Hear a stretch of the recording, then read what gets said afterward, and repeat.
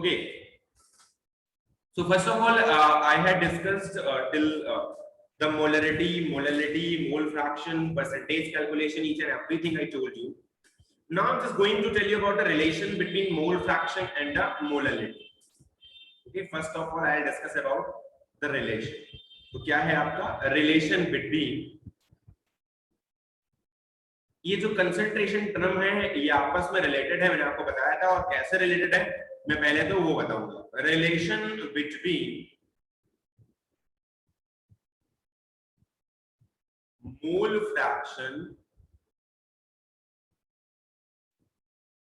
And molality या फिर molarity. चलो मोलैलिटी का ही करवा देते हैं, राइट. आगे देखते हैं.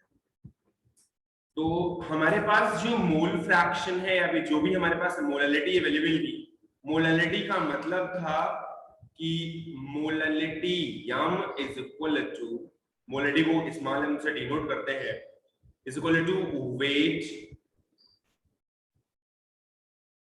Of solute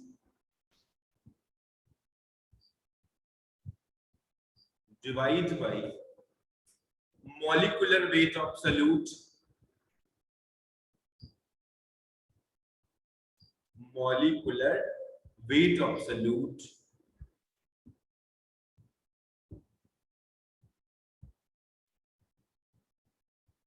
into 1000 upon weight of the solvent.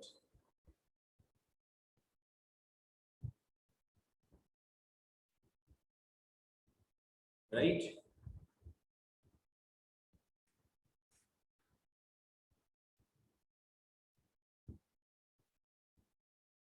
अब हम क्या कर सकते हैं, ये हमारा तो फॉर्मूला था.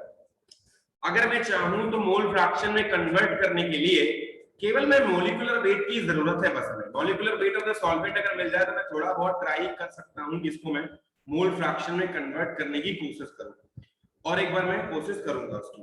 तो सबसे पहले मैं क्या कर सकता हूं, डिवाइड और मल्टीप्लाई कर सकता हूं molecular weight of the solvents, right. तो अच्छा, molecular weight of the solvent कहां आएगा, यहां पर आएगा, ठीक है, डिनोमिनेटर में. तो मैं इससे एक बार molecular weight of the solvent से यहां पर मल्टीप्लाई कर दूं. चलो एक बार लिख लो पहले तो, divide and multiply, divide and multiply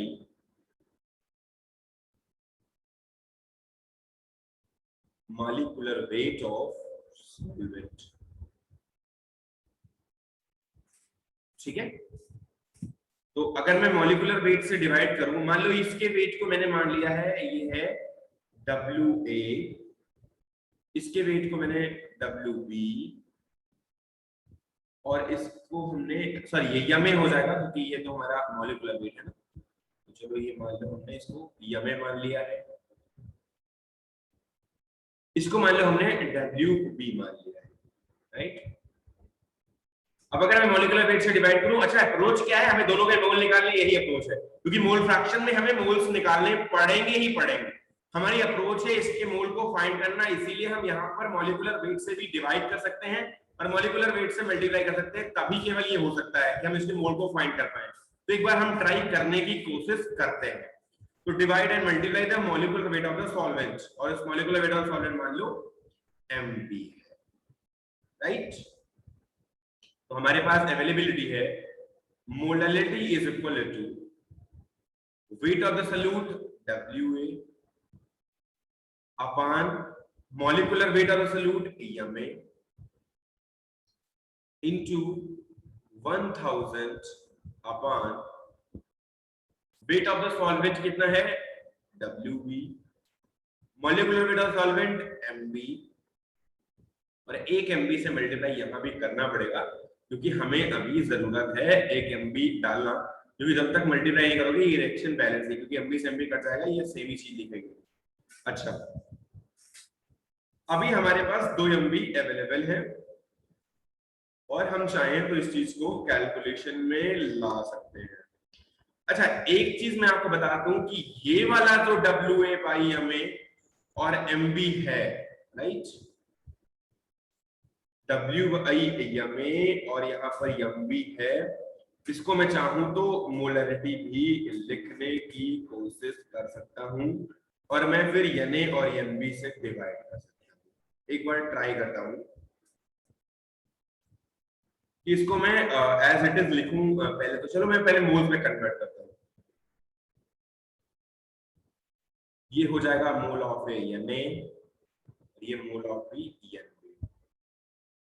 तो N is equal to N A divide by NB into MB, molecular weight of the solvent into 1000, right?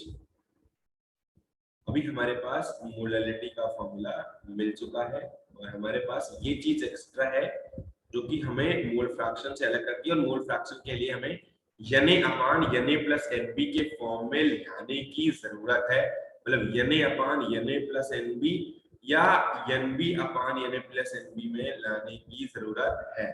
ठीक है, तो हमने मोलरिटी के फॉर्मूले को डायरेक्ट लिख दिया है। अगर मैं चाहूं तो एक बार डिवाइड कर दूं और मल्टीप्लाई कर दूं यने प्लस एनबी से, क्योंकि बिना यने प्लस एनबी के हमें ये मोल फ्रैक्शन में कन्वर्ट ही नहीं हो पाएगा, राइट। तो मैं चाहूं तो यहां पर लिख दो डिवाइड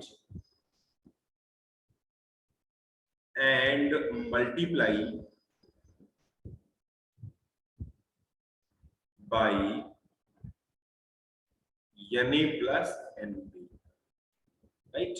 यने प्लस एनबी से डिवाइड करना है और मल्टीप्लाई करना है। तो मैं क्या कर सकता हूं, यहां पर यम इज इक्वल टू इसी वाली इक्वेशन में, इक्वेशन नंबर 1 इसको मान लो, इस वाली इक्वेशन में करना है। तो N A upon N A plus NB into N A plus NB upon NB, right, और इंटू एम बी, यही आया। अच्छा, ये दोनों एक दूसरे से कैंसिल हो जाएंगे तो टेंशन लेने की बात नहीं, एक्स्ट्रा आए हैं और 1000 से यहाँ पर मल्टीप्लाई कर सकते हैं। आई डोंट थिंक यहाँ तक कोई दिक्कत होगी। अभी मैं अगर चाहूं तो ये वाला और ये वाला दोनों अलग कर सकता हूं। ये वाला आ गया N A upon N A plus N B, और ये वाला N A plus NB upon NB. तो भैया ये भी मोल फ्रैक्शन ऑफ बी लिखा है लेकिन 1/, में लिखा है। आप इस बात को कंसीडर करने से डरे नहीं, इजीली आप इसको लिख सकते हैं। तो ये 1000 divide by molecular weight of B. मैं चाहूं तो डायरेक्ट अभी लिख सकता हूं इस चीज को, ये आ जाएगा यक्स से क्योंकि मोल फ्रैक्शन ऑफ ए है, डिवाइड बाय एक्स भी नीचे आ जाएगा क्योंकि उल्टा लिखा हुआ है, तो mole fraction of B into 1000 divide by MB. तो हमें अभी मोलरिटी और मोल फ्रैक्शन में जो भी कैलकुलेशन हो सकती थी वो मिल चुकी है, और मैं उसके कैलकुलेशन को लिख सकता हूं या molarity is equal to x से by x B mole fraction of A mole fraction of B into 1000 upon molecular weight of B. Direct molarity हम फाइंड कर सकते हैं अगर मेरे पास मोल फ्रैक्शन ऑफ ए और मोल फ्रैक्शन ऑफ बी गिवन हो तो। आई डोंट थिंक इसमें कोई प्रॉब्लम होगी। अगर कोई प्रॉब्लम है तो we can discuss it later, और कोई समस्या होनी चाहिए क्योंकि आपको बस सीधे मैंने मोल फ्रैक्शन और मोलरिटी दोनों बताया, बस उसके टर्म में लेके आना है। अब लेके आने के लिए मल्टीप्लाई यार मल्टीप्लाई डिवाइड करना है, एटलीस्ट इतना तो करना पड़ेगा। दो चीज अगर रिलेट कर रहे हैं और उसमें मैं अगर कुछ कर ना पाऊं और कुछ एक्स्ट्रा करूं ना और मैं सोचूं कि बस वो सीधे हमें मिल जाएगा तो दिस इज नॉट पॉसिबल। तो हमें एटलीस्ट इतना तो करना पड़ेगा। तो मैं डिवाइड मल्टीप्लाई मैंने यहाँ पर किया हुआ है, राइट। आगे देखते हैं। अब हम बात करते हैं मोलरिटी और मोलरिटी के रिलेशन के बारे में। एक बार वो भी रिलेशन कर लेते हैं क्योंकि इंपॉर्टेंट है।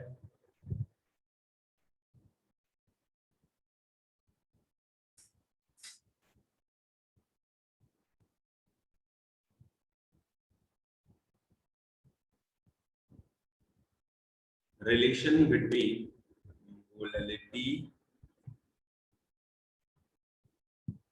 And molarity.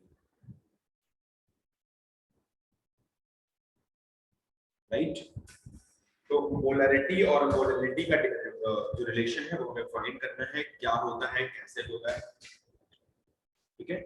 And density of the solution भी हम उसमें से, बिना डेंसिटी के तो होगा नहीं, क्योंकि आपको वेट को वॉल्यूम में कन्वर्ट करना है, तो एटलीस्ट डेंसिटी की जरूरत तो पड़ेगी। तो मैं यहाँ पे डेंसिटी एंड डेंसिटी भी लिख लूंगा, and density,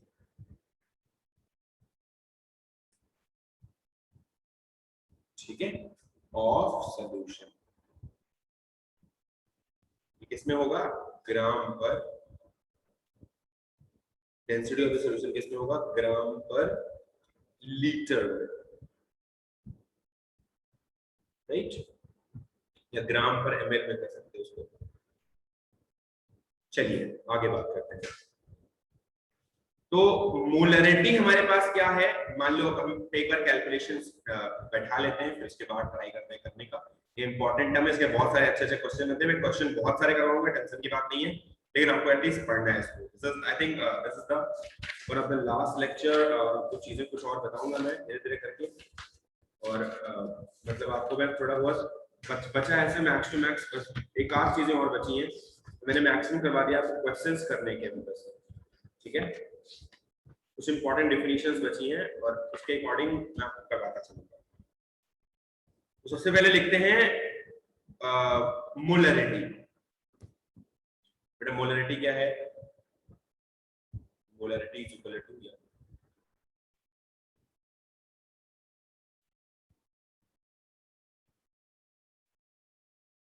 right, molecular mass of the solute,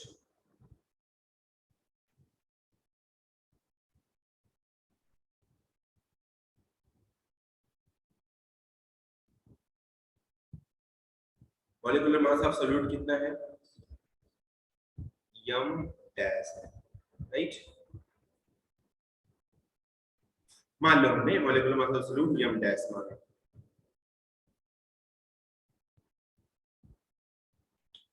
तो millimoles of solute is present in 1 litre solution, या आप बोल सकते हो इसको यम मोल्स। अगर M moles of solute present in 1 litre solution, ठीक है, क्योंकि जितना मोल सॉल्यूशन प्रेजेंट होगा वही उतना ही उसकी मोलरिटी आनी चाहिए, राइट। अच्छा, तो M M dash gram of solute is present in 1000 ml solution,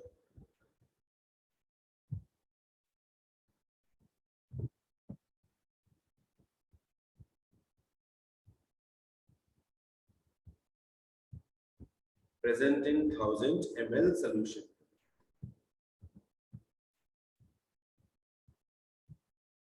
right.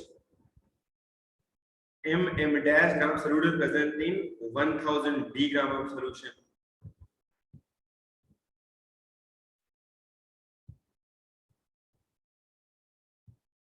m dash gram of solute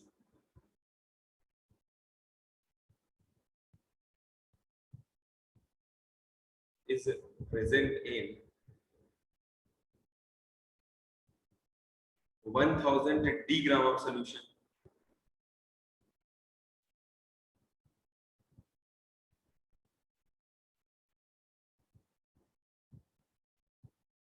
right.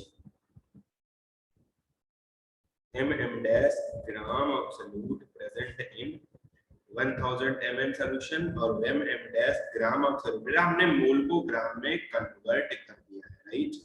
इसको 1000 ml को 1000 d में हमने लिख दिया है 1000 d gram.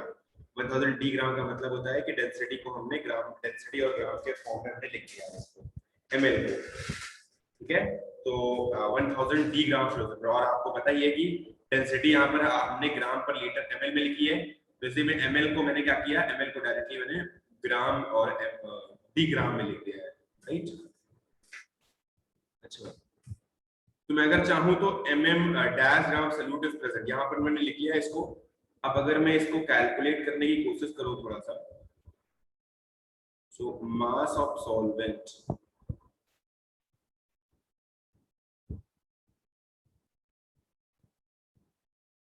in gram is equal to mass of solution minus mass of solute. Mass of solution minus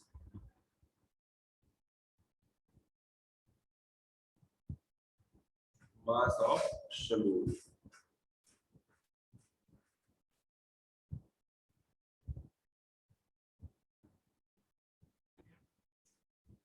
ये कितना आ जाएगा? आपका मास ऑफ द सॉल्यूशन कितना है? 100 D, राइट? ये 1000 D, 1000 D ग्राम है ना, तो मास ऑफ द सॉल्यूशन है वो। सो मास ऑफ द सॉल्यूशन यहाँ पर आना चाहिए 1000 D, so mass of the solvent ये आपका आ जाएगा 1000 D minus mm dash, right? और मास ऑफ द सॉल्वेंट अगर मैं केजी में इसको कन्वर्ट करूं तो फिर ये भी तो ग्राम में आया है। अगर मैं इसको कन्वर्ट करूं केजी में तो मास ऑफ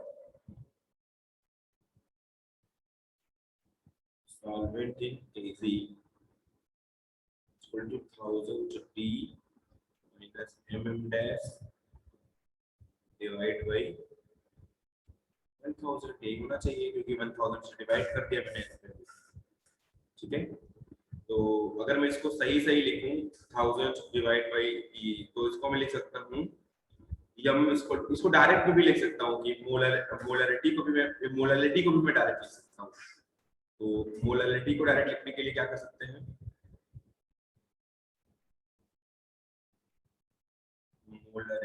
मोलैरिटी को अगर मैं डायरेक्ट लिखूं तो इसको mole of solute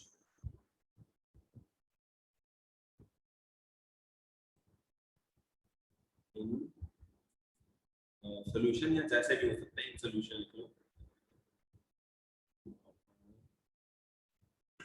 mass of the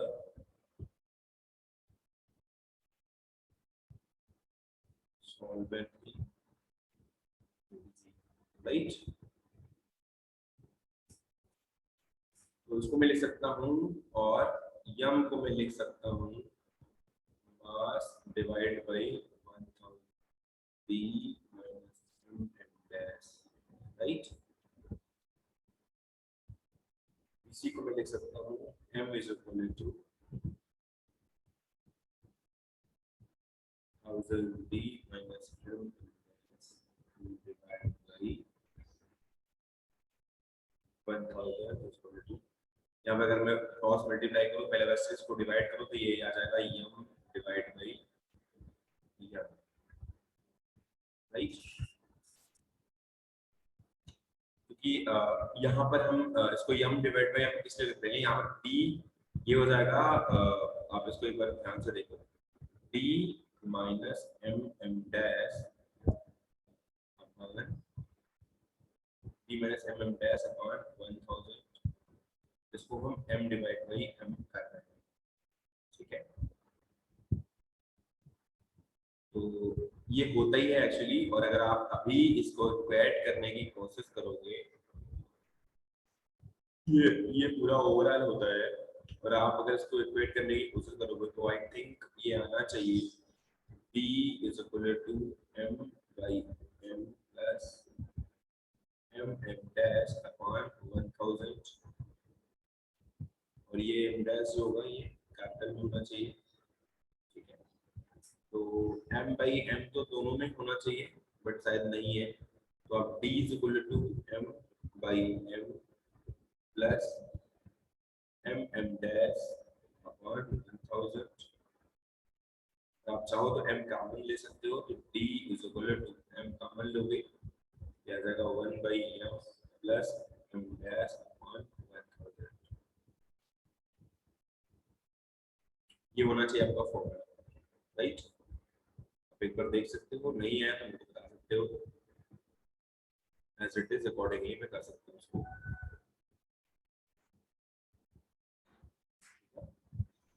ये आपका ये हो गई मोलैरिटी ये m डैश जो हो गया ये मॉलिक्यूलर वेट था, ये हो गई मोलरिटी, ये हो गई मोलरिटी, ये हो गई डेंसिटी और ये हो गया मॉलिक्यूलर वेट। तो मोलरिटी, मोलरिटी और डेंसिटी में मैं कॉमन रिलेशन निकाल सकता हूं। ठीक है, चलो कुछ क्वेश्चन करने की कोशिश करते हैं पहले, तो बाद में बात करेंगे कुछ डिफरेंट चीजों पे। तो मैं अगर कुछ क्वेश्चंस करवाने की कोशिश करूं, ऐसे है, calculate the molarity and molarity of 40% NaOH। कुछ क्वेश्चंस करते हैं, जैसे कि क्वेश्चन है कैलकुलेट द मोलरिटी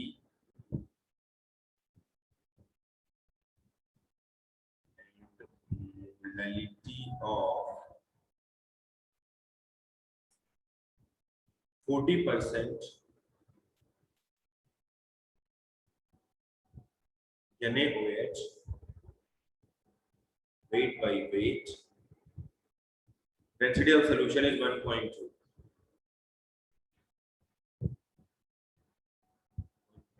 ग्राम पर ml। जो इसमें क्वेश्चन आते हैं ऊपर जो हमने फॉर्मूले लिखवाए हैं उसके अकॉर्डिंग लिखने की कोशिश करता हूं। क्वेश्चन नंबर 1 हो गया। क्वेश्चन नंबर 2 करते हैं, देख लेते हैं, दोनों क्वेश्चन लिख लो, उसके बाद दोनों पे ट्राई करो साथ साथ। Molarity of NaNO3 solution, molarity क्या है NaNO3 सॉल्यूशन की, क्या है 1 m है, डेंसिटी क्या है 1.25 ग्राम पर ml है। Calculate molarity of solution, calculate molarity of solution, और NaNO3 का मॉलिक्यूलर वेट भी दे देता हूं मैं। चलो ये आएगा लगभग 35 ग्राम के आसपास।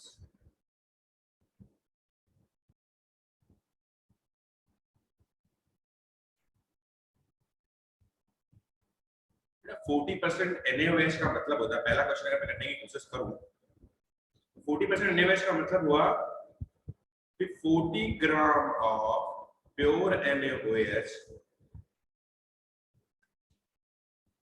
is present in 100 gram of solution।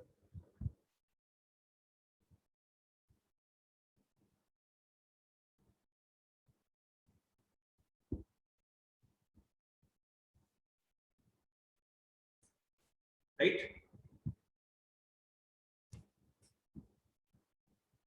अगर 40 ग्राम ऑफ NaOH प्रेजेंट है 100 ग्राम ऑफ सॉल्यूशन के अंदर, अब हम निकालते हैं एक बार वॉल्यूम ऑफ द सॉल्यूशन। तो वॉल्यूम ऑफ द सॉल्यूशन निकालने के लिए मास अपॉन डेंसिटी का यूज कर सकते हैं, क्योंकि मास हमारा 40 ग्राम ऑलरेडी, या फिर हमें 100 ग्राम सॉल्यूशन के अंदर हमें पता है 100 ग्राम के पहले मैं, क्योंकि 100 ग्राम सॉल्यूशन में अगर स्टैंडर्ड ले रहा हूं, पहले 100 ग्राम सॉल्यूशन के लिए हम एक बार वॉल्यूम निकालने की कोशिश करते हैं। तो वॉल्यूम इज इक्वल टू हो जाएगा मास बाई डेंसिटी, और मास हमारा हमने 100 ग्राम ऑफ सॉल्यूशन ले लिया है, और डिवाइड बाय डेंसिटी कितनी है 1.2 ग्राम पर ml। ठीक है, तो हमारा ये 100 तो हमारा ml में आ जाएगा, और ये हमारी ml में जो भी आएगी 100 बाई 1.2 ml आ जाएगा वॉल्यूम। राइट, अब हम बात करते हैं मोलरिटी के बारे में।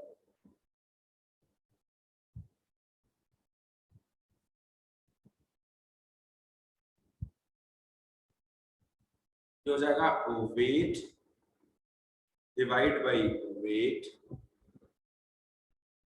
Weight by wait already given है, मोलरिटी निकालना है तो, या वेट डिवाइड बाई ये हमारा मॉलिक्यूलर वेट, क्योंकि मोल ऊपर निकालेंगे, और उसके डिवाइड में क्या करेंगे वॉल्यूम इन ml।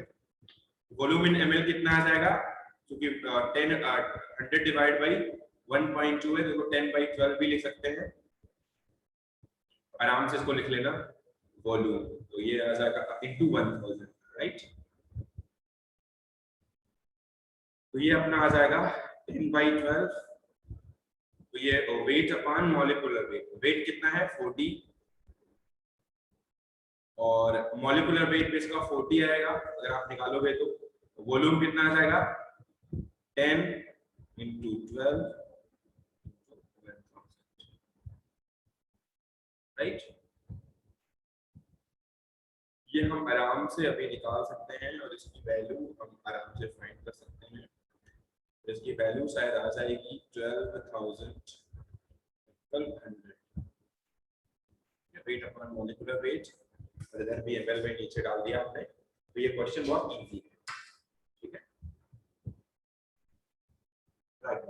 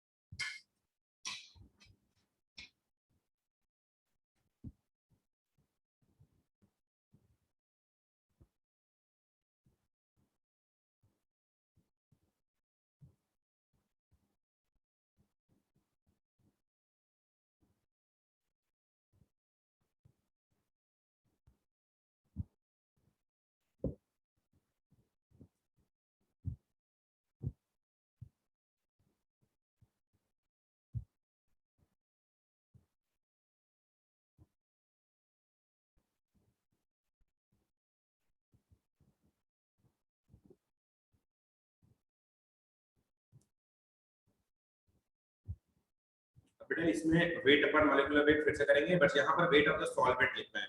Wait upon molecular wait तो 40/40 आएगा। वेट ऑफ द सॉल्वेंट में हम 100 से 60 बढ़ा देंगे तो सॉल्यूशन का वेट 100 है और 40 हमारा सॉल्यूट का वेट। आराम से घटा के हम इसको 1000 से मल्टीप्लाई कर देंगे, ये आ जाएगा 1 अपॉन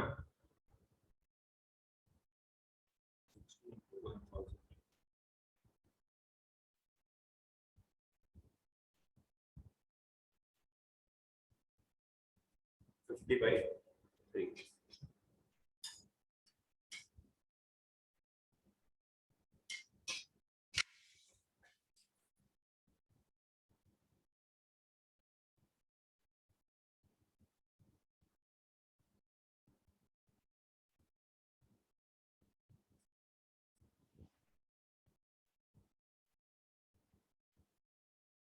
ठीक है, आई डोंट थिंक यहाँ तक कोई अभी दिक्कत होगी। दूसरा क्वेश्चन था मोलरिटी ऑफ NaNO3। NaNO3 निकालना था, एक था और डेंसिटी इसका 1.25 था। Calculate the molarity of the solution. आपको सीधे सीधे फॉर्मूला लगाना था, कोई दिक्कत नहीं थी, लेकिन फिर भी हम एक एक चीज करके बताते हैं। 10^2। देखो 1m का मतलब क्या होता है पहले तो ये जानो। 1m का मीन्स क्या होता है? इसका मतलब है कि 1 मोल ऑफ NaNO3 प्रेजेंट है 1000 ml ऑफ सॉल्यूशन में, ठीक है। 1 मोल ऑफ NaNO3 प्रेजेंट है 1000 मोल ऑफ या ml ऑफ सॉल्यूशन में, राइट। यही है 1m का मतलब, अगर 1m NaNO3 का आया है, ठीक है। अब अगर मैं मास ऑफ द सॉल्यूशन निकालूं तो volume of solution into density. मान लो एक 1000 ml सॉल्यूशन एक स्टैंडर्ड लिया हमने, अगर मास निकालूं तो mass is equal to volume of solution into density हो जाएगा। ये आ जाएगा कितना अपना 1000 इनटू 1.25। डेंसिटी हमें गिवन है, आराम से हम मास को निकाल सकते हैं और ये आ जाएगा 1250, राइट। अब अगर मैं मास ऑफ द सॉल्वेंट निकालूं, मास ऑफ सॉल्वेंट इसको भी निकाल सकता हूं चाहूं तो। मास ऑफ सॉल्वेंट निकालने के लिए मास of the solution minus mass of solute,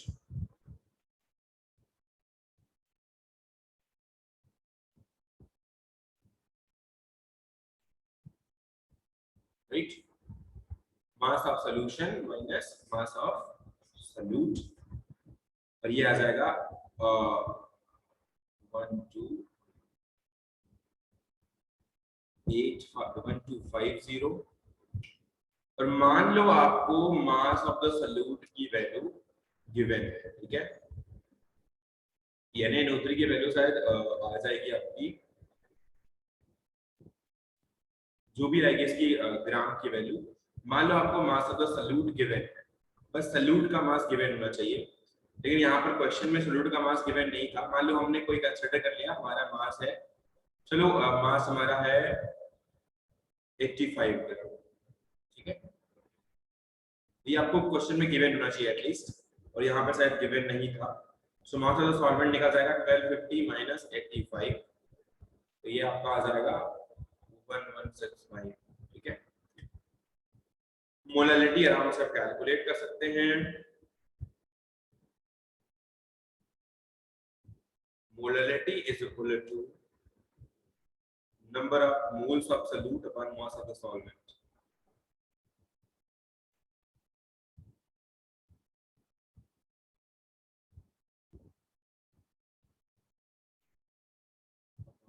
Mass of the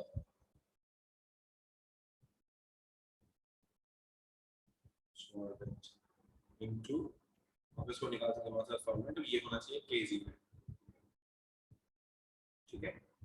तो बस 1/1165 डिवाइड बाय 1000 ऐसा आपका 100 अपॉन 0.65 आएगा, 1165 आएगा, ये 1000 अपॉन एक्चुअली उसकी वैल्यू होनी चाहिए अराउंड 0.858। अब इसके ऊपर कैलकुलेट कर लेना, ये निकल जाएगा। आई डोंट थिंक यहाँ तक किसी को कोई दिक्कत होनी चाहिए।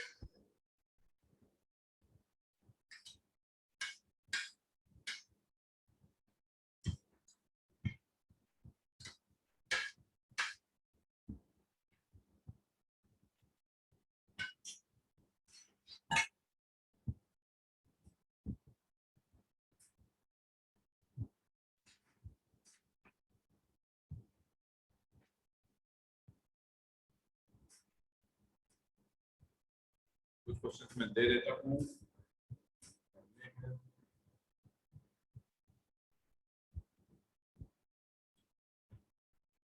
500 ml of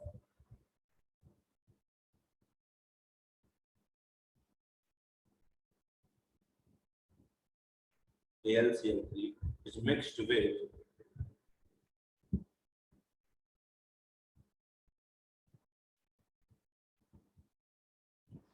500 ml of 0.18 MgCl2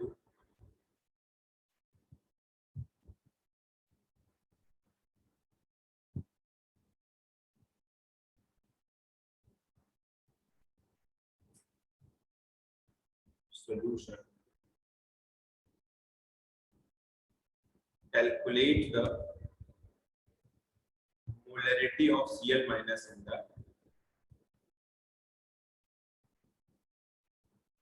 calculate the molarity of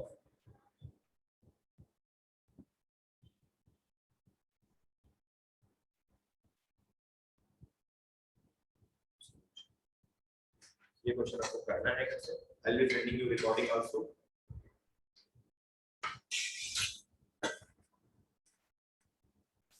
और नेक्स्ट क्लास शायद आपकी क्वेश्चन अकेले पे हो,